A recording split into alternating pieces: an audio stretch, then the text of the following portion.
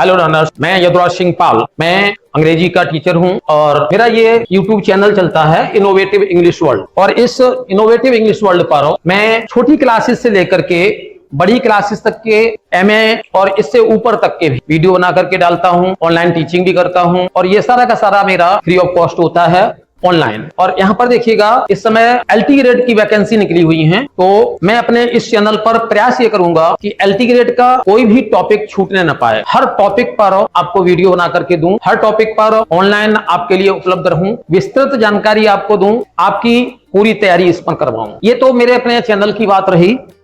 मैं यहाँ पर इस वीडियो में आपको जानकारी देने जा रहा हूं कि LT ग्रेड का सिलेबस क्या है। LT ग्रेड की जो परीक्षा होगी वो किस तरीके से, आपको मालूम है कि जिन लोगों ने भी इसका ऐड देखा है उन्हें मालूम है कि 2 राउंड में परीक्षा होगी। स्क्रीनिंग फर्स्ट राउंड में होगी, मेन एग्जाम इसका सेकंड राउंड में होगा। जो स्क्रीनिंग क्वालिफाई करेंगे वही एलिजिबल होंगे सेकंड राउंड के लिए। यहाँ पर थोड़ा सा, यद्यपि विज्ञापन में सब कुछ डिटेल में मिलेगा, लेकिन मैं यहाँ पर अंग्रेजी विषय से संबंधित कुछ वैकेंसीज और ये जानकारी भी आपको उपलब्ध कराता चलता हूं।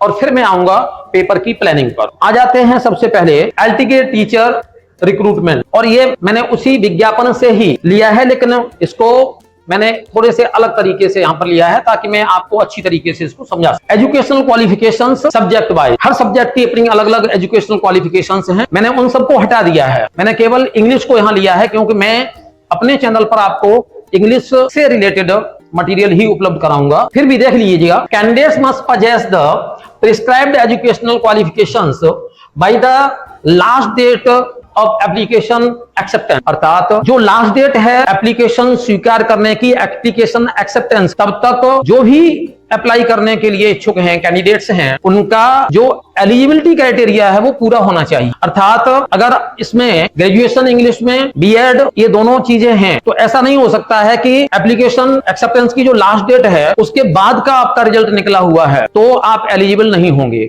उस डेट तक आपके सारे रिजल्ट आपके क्लियर होने चाहिए। This must be mentioned in the relevant column of the online application form। और ये चीज आपको जो ऑनलाइन एप्लीकेशन फॉर्म अप्लाई करेंगे उसमें भी मेंशन करना पड़ेगा। Yes, I've completed all the criteria. Yes, I've qualified. I'm qualified for the test. I'm eligible for the test. ये सारी चीजें आपको उसमें डिक्लेयर करनी पड़ेगी। The required educational qualifications for the post of assistant teacher are as per the relevant service rules as stated below। तो यहाँ पर जितने भी सब्जेक्ट्स की वैकेंसी है विज्ञापन में वो सारी की सारी दी गई हैं, लेकिन मैंने यहाँ पर क्या किया है मैं आपको बता चुका हूं। मैं सिर्फ इस चैनल पर अंग्रेजी का ही मटेरियल दूंगा, तो इसलिए मैंने बाद बाकी के सारे सब्जेक्ट हटा दिए हैं। मैं सिर्फ इंग्लिश को मैंने रखा है।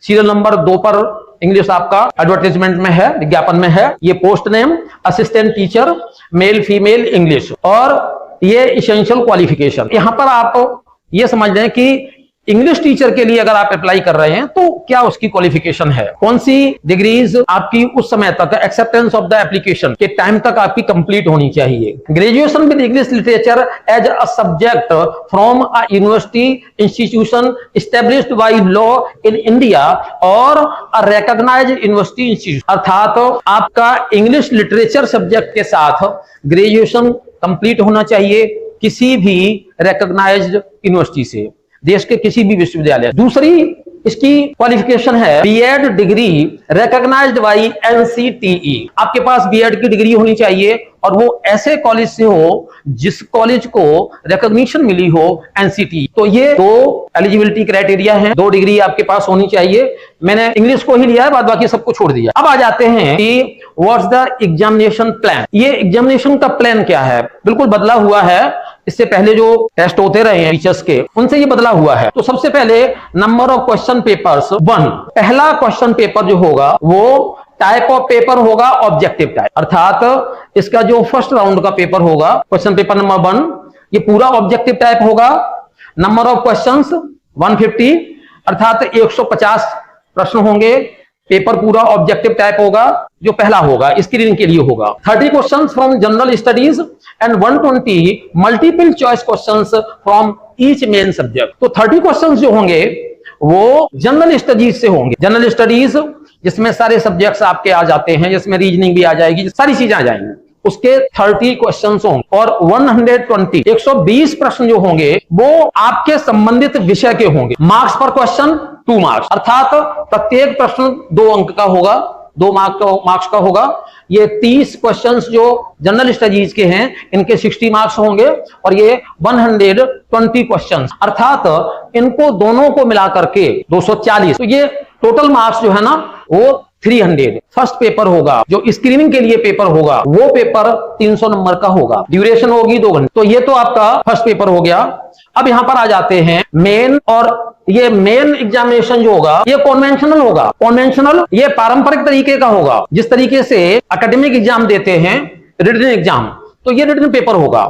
अब ये रिटन पेपर होगा, ये किस तरीके का होगा? नंबर ऑफ क्वेश्चंस 20, 10 + 10, इसमें 20 प्रश्न होंगे। प्रत्येक सब्जेक्ट की बात कर रहा हूं यहां पर 20 प्रश्न होंगे और 20 प्रश्न में से टोटल मार्क्स 200 और जो नंबर होंगे वो 200 होंगे, 80 + 120। अब 80 किस तरीके से होंगे देखिएगा, ये जो 20 क्वेश्चंस हैं ये शॉर्ट आंसर क्वेश्चंस होंगे, लेकिन बहुत ज्यादा शॉर्ट आंसर नहीं होंगे। अभी इसका डिटेल आएगा पूरा कि कितने वर्ड्स का ये क्वेश्चन होगा, ये उससे थोड़ा सा बड़ा होगा। तो इस तरीके से ये 2 तरीके के क्वेश्चन होंगे, 10-10 क्वेश्चन। इसकी टाइम ड्यूरेशन जो है ना वो 3 घंटे होगी। अब यहां पर थोड़ा सा इसको समझ लीजिएगा। Based on the syllabus the structure and mark distribution for conventional main subject papers will be as follows.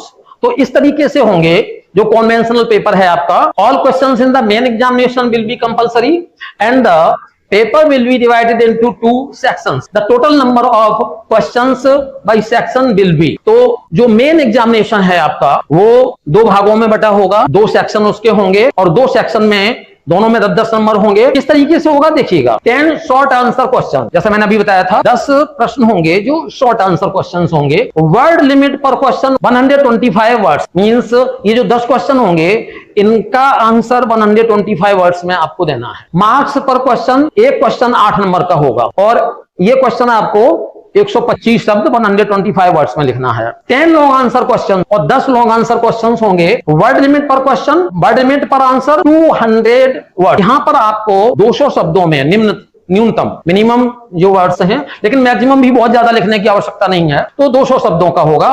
और ये यहां पर एक क्वेश्चन 12 मार्क्स का होगा, उसमें एक क्वेश्चन 8 मार्क्स का होगा और यहां पर 12 मार्क्स का होगा। तो इस प्रकार से ये 2 सेक्शन होंगे और दोनों सेक्शन आपको कंपलसरी है, इसका प्रत्येक क्वेश्चन आपका कंपलसरी होगा। Subject wise, reservation wise, details of vacancies for the post of assistant teacher, trained graduate category, male female दोनों के लिए हैं, अलग अलग हैं। यहां पर फिर मैं आपको बता दूं, मैंने बाद बाकी सारे सब्जेक्ट हटा दिए हैं, सिर्फ यहां अंग्रेजी को ही रखा है। अंग्रेजी का आ जाता है 2nd नंबर पर है। ये टोटल वैकेंसी जो है वो 540 है इंग्लिश में। ये अलग अलग कैटेगरी वाइज दी गई हैं।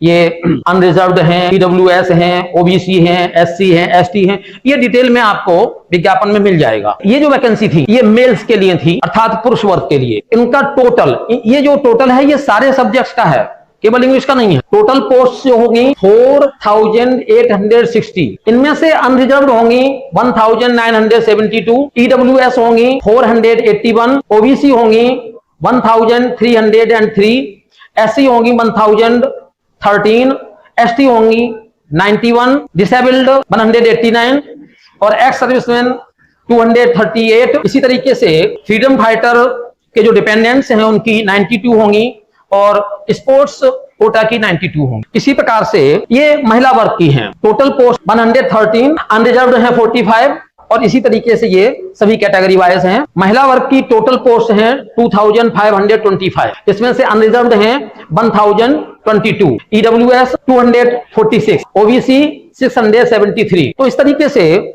इस पर ज्यादा हमें फोकस नहीं करना है, आपको मिल जाएगा। मुख्य रूप से आपको यहां से ध्यान देना है। LT grade teacher syllabus subject English, English का जो सिलेबस है वो किस प्रकार से है, ये आपका 2 सेक्शन में बटा हुआ है। सबसे पहले हम आ जाते हैं स्क्रीनिंग टेस्ट होगा उसके लिए, बल्कि हम ऐसा करते हैं, इसको ऐसे समझते हैं कि चाहे वो स्क्रीनिंग हो और चाहे वो आपका मेन टेस्ट हो, उसका ये पूरा सिलेबस है। ये इस पूरे सिलेबस में से आपको क्वेश्चंस मिलेंगे। अब इसको बांटा गया है अलग अलग सेक्शंस में। फर्स्ट सेक्शन है इंग्लिश लैंग्वेज का। तो इंग्लिश लैंग्वेज में कौन कौन से आइटम्स होंगे? सबसे पहला है unseen passage. Unseen passage prose passages for comprehension and appreciation. Prose passage आपका हो सकता है और प्रोज पैसेज में कॉम्प्रिहेंशन क्वेश्चंस हो सकते हैं। और कॉम्प्रिहेंशन क्वेश्चंस कितने प्रकार के होते हैं, किस तरीके से उनको सॉल्व किया जाए, ये मैं जब टॉपिक वाइज आपको दूंगा तो उसमें डिटेल में आपको समझाऊंगा। यहां पर प्रोज पैसेज के साथ ही साथ पोएट्री का पैसेज भी हो सकता है, दोनों चीजें हो सकती हैं। ऐसा भी हो सकता है कि एक छोटा सा प्रोज पैसेज हो, एक पोएट्री का पैसेज हो। ऐसा भी हो सकता है दोनों में से केवल एक ही हो, प्रोज का हो केवल या केवल पोएट्री का हो। कुछ भी पॉसिबल है, कुछ भी संभव है। इसके बाद में आ जाते हैं ग्रामर। तो ग्रामर पर क्या क्या टॉपिक्स हैं, ये मैंने टॉपिक्स थोड़ा सा बोल्ड करके आपको समझाने के उद्देश्य से इस तरीके से दिए हैं। विज्ञापन में तो बहुत छोटे छोटे दिए गए हैं। ये पंक्चुएशन से क्वेश्चन हो सकते हैं, पार्ट्स ऑफ स्पीच पर क्वेश्चन हो सकते हैं, स्पेलिंग्स पर हो सकते हैं, वर्ड फॉर्मेशन एंड वोकैबुलरी पर हो सकते हैं, टेंस एंड नरेशन पर हो सकते हैं, कंडीशनल सेंटेंसेस पर हो सकते हैं, concord it means subject verb agreement पर बेस्ड क्वेश्चंस हो सकते हैं, phrasal verbs and idiomatic expressions इस पर क्वेश्चंस हो सकते हैं, transformation and synthesis of sentences इस पर क्वेश्चंस हो सकते हैं। तो ये हमारा ग्रामर का पार्ट है। अब इनको हल करने की, इसको पूरी तरीके से सॉल्व करने की, इस पर मास्टरी प्राप्त करने की जो टेक्निक है, जो रणनीति है, उस पर हम बाद में अलग से बात करेंगे जब हम टॉपिक वाइज बात करें। ट्रांसलेशन इंग्लिश टू हिंदी भी हो सकता है, हिंदी टू इंग्लिश भी हो सकता है। ऐसा भी हो सकता है कि एक इंग्लिश टू हिंदी हो, एक हिंदी टू इंग्लिश, पॉसिबल कुछ भी है। राइटिंग स्किल्स पर क्वेश्चंस होंगे, लेटर राइटिंग पर होगा, डायलॉग राइटिंग पर क्वेश्चंस होंगे। तो अभी मैं ये ओवरऑल जो सब्जेक्ट है इंग्लिश का वो आपको बता रहा हूं। फिर मैं इसमें जैसे अभी एक प्रश्न आपका हो सकता है कि इंग्लिश टू हिंदी और हिंदी टू इंग्लिश ट्रांसलेशन में ऑब्जेक्टिव टाइप क्वेश्चंस कैसे बने, क्या ऑब्जेक्टिव टाइप में भी इसमें से आ सकते हैं? यस, ऑब्जेक्टिव टाइप में भी आएंगे। ऑब्जेक्टिव टाइप ट्रांसलेशन में से भी आएगा, राइटिंग स्किल्स में भी आएंगे। तो हर तरीके से ऑब्जेक्टिव टाइप क्वेश्चंस भी आपको मिलेंगे, यानी जो स्क्रीनिंग टेस्ट है उसके लिए, और जो आपका मेन टेस्ट है उसमें भी इन्हीं टॉपिक से क्वेश्चंस आ सकते हैं। तो अब आपको ध्यान यहां पर यह देना पड़ेगा कि जब आप इसकी तैयारी कर रहे हैं फर्स्ट पेपर के लिए, फर्स्ट राउंड का जो पेपर है, तो उसके लिए तैयारी कर रहे हैं तो आपकी स्ट्रेटेजी दूसरी होनी चाहिए, और जब आप डिटेल के लिए तैयारी कर रहे हैं तो उसकी स्ट्रेटेजी आपकी दूसरी होनी चाहिए। अब आ जाते हैं section 2A, literary forms and movements. तो सबसे पहले लिटरेरी फॉर्म्स पर आ जाते हैं।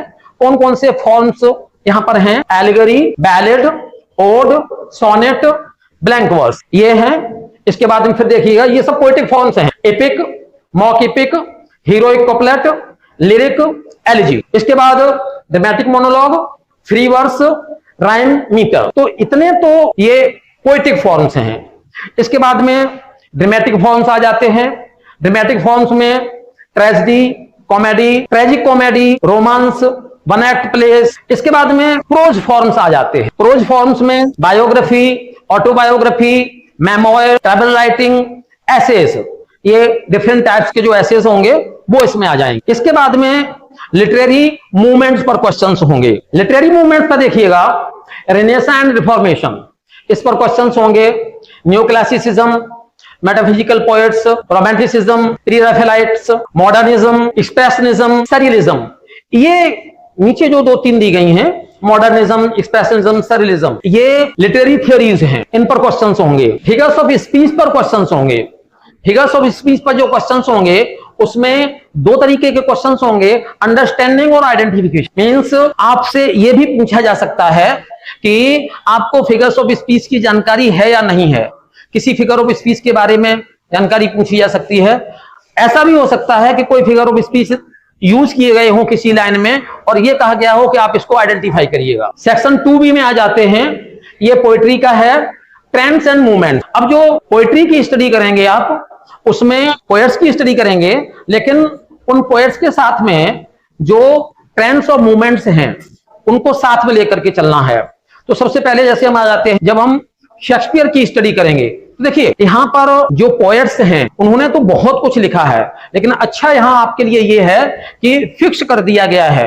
अब शेक्सपियर को पूरा ब्रॉड में न पढ़ करके आपको जो पोएट्री पढ़नी है, sonnet 29, when in disgrace with fortune and men's eyes, और sonnet 138, when my love swears she is made of truth. तो इस तरीके से ये शेक्सपियर की दो सोनेट्स हो गई। मिल्टन की ऑन इज ब्लाइंडनेस, ये उनकी सोनेट है। और मिल्टन की पैराडाइज लॉस्ट में से केवल लाइन 1 to 26, जिन्होंने पैराडाइज लॉस्ट पढ़ा है उनको ये मालूम है कि 1 to 26 लाइन्स ये इन्वोकेशन की लाइन्स हैं, बिगिनिंग की लाइन्स हैं।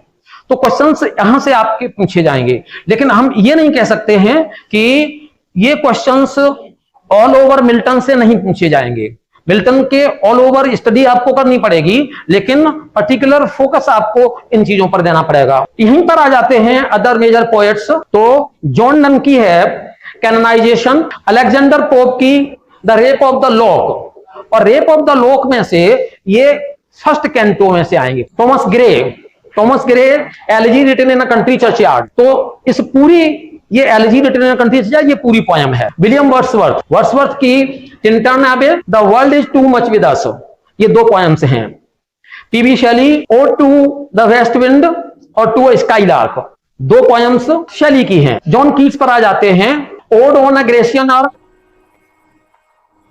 तो जॉन कीट्स पर आ जाते हैं, ode on a Grecian urn, la belle dame sans merci, Alfred Tennyson की ब्रेक ब्रेक ब्रेक और यूलिसिस, रॉबर्ट ब्राउनिंग की my last duchess Prospice, Matthew Arnold की Dover beach memorial verses, W B. Yeats की the second coming, sailing to Byzantium, T S. Eliot की the waste land और W H. Auden की in memory of W B. ईस्ट, Ted Hughes की crow alights, Philip Larkin की wants, Walt Whitman की O captain my captain, Emily Dickinson की success is counted sweetest, Robert Frost की birches stopping by the woods, Rabindranath Tagore की गीतांजलि में से ये 11th नंबर की पोएम है लीव द चैंटिंग, और 12 नंबर की है फ्रूट गैदरिंग। तो ये रविन्द्रनाथ टैगोर की। निसिम एस्किल की नाइट ऑफ स्कॉर्पियन फिलॉसफी, कमला दास की एन इंट्रोडक्शन, ए.के. रामानुजन की ऑबिचुअरी और डेरेक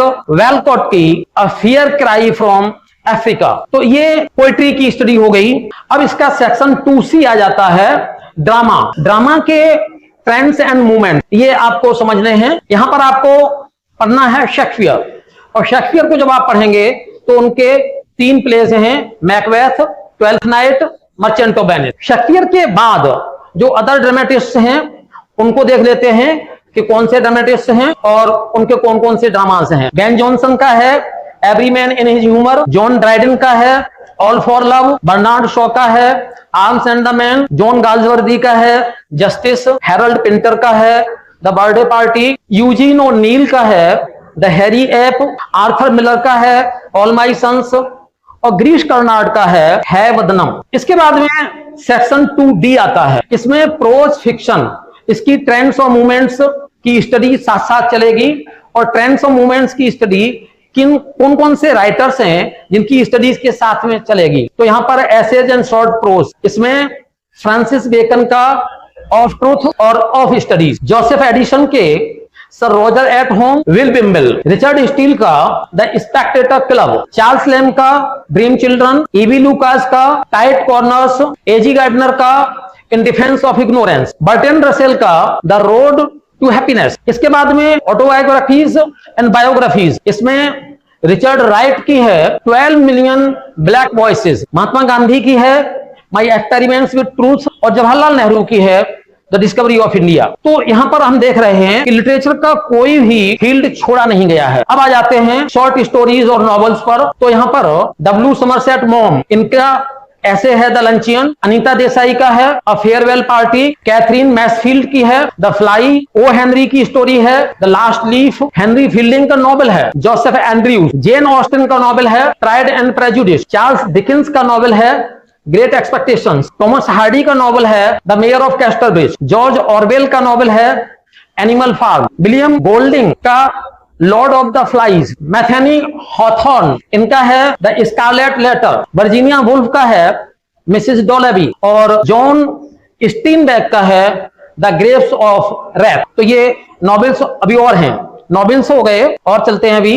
अर्नेस्ट हेमिंग्वे का है The Old Man and the Sea, R K. Narayan का है The Bachelor of Arts, Raja Rao का है कंथापुरा, कमला मार्कंडेय का है टू वर्जिन्स, और ये उनका नॉवेल है थिंग्स फॉल अपार्ट। इसके साथ ही साथ अदर टॉपिक्स अक्रॉस सेक्शंस, ये कुछ टॉपिक्स ऐसे हैं जिनको ऊपर डिस्कस नहीं किया गया है। Post modern literature, colonial literature, post colonial literature, Indian writings in English. तो ये था पूरा का पूरा इंग्लिश का सिलेबस जो मैंने अभी आपको डिटेल में समझाने का प्रयास किया, ये पूरा का पूरा। अब इसकी स्ट्रेटेजी पर अब हम बात कर लेते हैं। देखिए, सिलेबस को देख करके ही आपको लगा होगा कि बहुत लेंथी सिलेबस है। हाँ, है लेंथी सिलेबस, लेकिन सिलेबस के साथ साथ में जो उसका पैटर्न है उसने इसको और अधिक डिफिकल्ट बना दिया है। पहले क्या होता था कि सिंगल एग्जाम होता था, एक एग्जाम होता था, पूरा ऑब्जेक्टिव होता था, उसको क्वालिफाई करने के बाद इंटरव्यू कभी रखा गया, कभी नहीं रखा गया,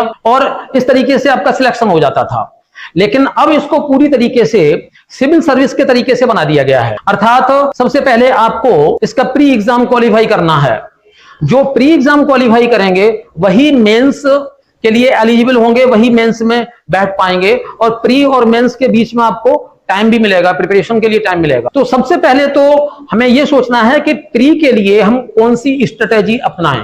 देखिए, जो स्ट्रेटेजी आपकी प्री में वर्क करेगी, the same strategy won't work in mains. क्यों? क्योंकि प्री में आपको ऑब्जेक्टिव क्वेश्चंस के आंसर्स देने हैं। तो प्री में इन सारे टॉपिक्स को आपको फैक्चुअल्स इनके तैयार करने हैं, इन सारे टॉपिक्स के। It means you have to study the facts of all the topics. सारे के सारे टॉपिक्स जो हैं उनके फैक्ट्स जो हैं वो आपको तैयार करने हैं, जितना ज्यादा से ज्यादा तैयार कर सकते हैं। तो अब वो स्टडी आपकी मेंस में काम इसलिए नहीं देगी कि सपोज दैट कोई पोएटिक फॉर्म है, मान लीजिए एलिजी है, मान लीजिए सोनेट है। तो जब आप प्री के लिए तैयारी करेंगे तो आप इस तरीके से तैयारी करेंगे, what is sonnet, what's the origin of sonnet, what are the types of sonnet, what are the characteristics of sonnet, what's the rhyming scheme of sonnet। तो सोनेट में इस तरीके से आप तैयार करेंगे फैक्ट्स उसके। और जब इसी चीज को आप डिस्क्रिप्टिव के लिए तैयार करें तो सोनेट को पूरा का पूरा आपको एक्सप्लेन करना है।